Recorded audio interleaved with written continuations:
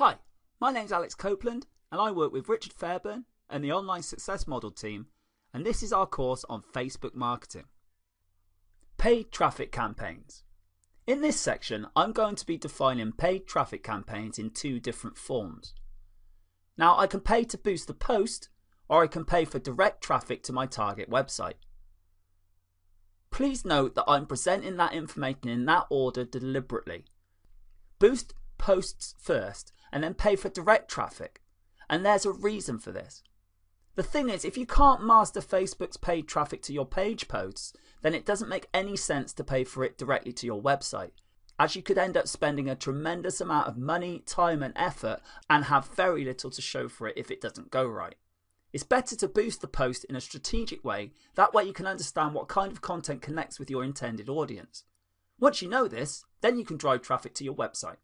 Now you're actually covering several things at once by focusing on boosting a post. You can get more page likes, you can get more branding opportunities, and you can also get more click-throughs to your target website in the form of a content link. So here's how it works. Post boosts. First, target a lookalike audience based on your user insight demographic. You get this information from inside Facebook. To explain what this does, Facebook is going to show your ad to a fresh set of users, but it's going to do it in such a way that they share the same sort of details and interest as your current page fans. People with these similarities are much more likely to also like your content. Now, don't pay Facebook to show your post to the people who've already liked your page, because instead you want to get fresh people to your page posts. Existing audience post boosts. The next option you've got available to you is to boost your post to the people that have actually liked your page already. These are your actual page fans. They know what you're about, they know the sort of content you give out, and they liked it enough to like your page, so they're expecting this sort of content. So why would we target them? Well, unfortunately, like we said earlier, Facebook only shows your content to a small fraction of people who liked it. The only way to make sure they see it is to get your fans to click the see first option when they like your page, but not many people will know about this. Therefore, Facebook will use its natural algorithm to select the initial group of people that will be shown your page content. And if enough people engage with that, then Facebook will show it to more. However, it's never going to show it to 100% of your fans. That just doesn't happen. This is why it's a good idea to boost your post reach to the people who have liked your page. The upside to this is these are not new people visiting your page. In fact, they've seen it and liked it so much that they've clicked the like button and want to see more of it. So at least you know there's some interest there. But please understand that while there's a certain degree of familiarity there, and this increases the chance that these people will actually engage with your content and possibly click through, it isn't guaranteed. Existing audiences plus friends. There's an old saying that birds of a feather flock together, and likewise friends usually have shared interests. In fact, if you think about it, that's the main reason we make friends. It's because we have certain interests in common. We have certain things we like to talk about, and that's why we make friends. It makes sense. Well, you can apply this same logic to a Facebook marketing campaign as well, because this can produce a tremendous amount of marketing opportunities. Since your page fans also have friends on Facebook, you can buy your post boost that shows your ad not only to your fans, but to their friends as well. This is my favourite type of post boost because it's a cheap way of getting clicks to your target site to reach a much wider audience.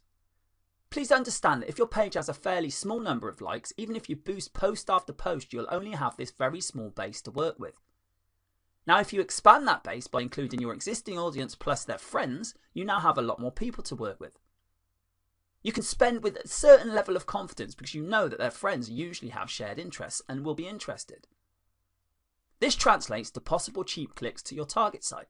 The best way to do this is to post a link directly to your content or your promotional page on your website that has some content.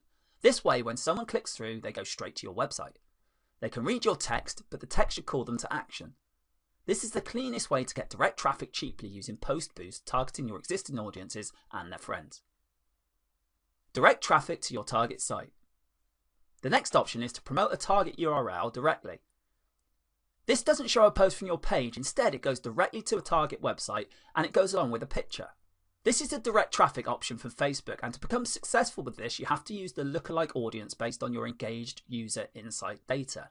In other words, your Facebook page should be mature enough, it should have been around long enough for you to get solid intelligence that you can then use to target potentially interested audiences on Facebook. This is the best way to do this, but there are other ways. You could run raw targeting. What this means is you're not relying on any user insight. Instead, you're just looking for age range in a geographic location. In certain situations, this may pay off. In fact, you may get better results than lookalike audiences, but generally speaking, you should focus on using the consumer intelligence your Facebook page gathered to target an audience very similar to people you know have demonstrated a solid interest in whatever you're promoting. Best practices. First, run small tests. This enables you to fail quickly.